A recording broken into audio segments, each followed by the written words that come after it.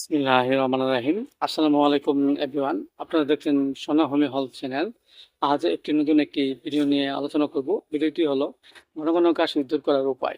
Everyone, এটি একটি গুরুত্বপূর্ণ একটি ভিডিও।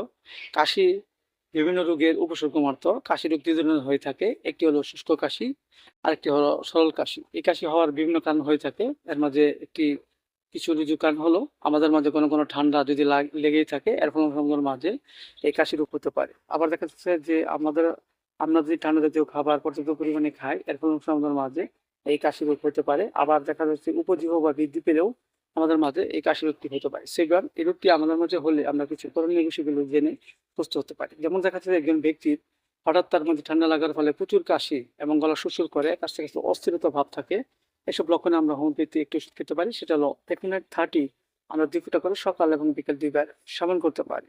আবার দেখা যাচ্ছে যে একজন ব্যক্তির কাশি প্রচুর, কাশির জন্য রাতে ঘুমাতে পারে না এবং গলা সুরসুর করে, এসব লক্ষণে আমরা আরেকটি ওষুধ খেতে পারি। সেটা হলো সেনগোডিয়া ক্যান 30 আমরা 2 ফুটা করে সকাল এবং বিকেল 2 বার সেবন করতে পারি। আবার দেখা যাচ্ছে যে একজন ব্যক্তির হঠাৎ ঠান্ডা লাগার ফলে প্রচুর কাশি এবং কাশতে কাশতে গলা ব্যথা করে, চোখ মুখ লাল বর্ণ ধারণ করে, এসব লক্ষণে আমরা হোমিওপ্যাথি আরেকটা ওষুধ খেতে পারি। সেটা হলো বেলাডোনা 30 আমরা 2 ফুটা করে সকাল এবং বিকেল 2 বার সেবন করতে পারি।